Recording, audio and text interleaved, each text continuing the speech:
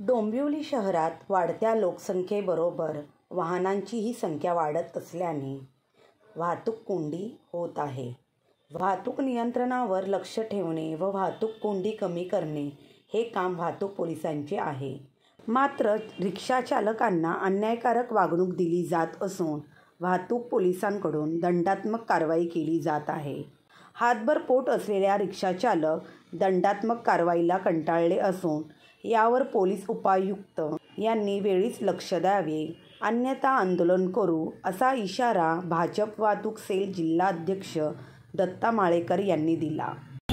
पत्र असं आहे, आपल्या या डोंबिवली शहरामध्ये शासनाने मुक्त परवाना धोरण जे चालू केलं त्यामुळे भरमसाठ रिक्षा रोडवरती आल्या आणि त्याचं डोंबिवली वाहतूक शाखेने काही नियोजन शून्य असल्यामुळे त्या रोडवर आल्यामुळे इथे आलेले बने साहेब त्यांच्या गाडीच्या समोरही रिक्षा आली तर ते ऑनलाईन फाईन गाडीमधूनच फोटो काढून रिक्षा चालकांना देत आहे.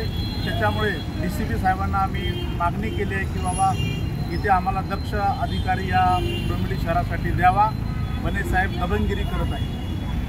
रोडवरती रिक्षा दिसली, त्यांच्या गाडीच्या समोर जर रिक्षा आली तर ते गाडीमधूनच रिक्षा चालकांचा फोटो घेऊन ऑनलाईन फाईन देत आहे. 500, 1500 अशा फाईन रिक्षा चालकांना आल्या. असंख्य तक्रारी आपल्या संघटनेकडे रिक्षा चालकांनी केल्या. त्यामुळे आज वाहतूकचे DCP राठोड साहेब यांना आम्ही निवेदन दिलं आहे.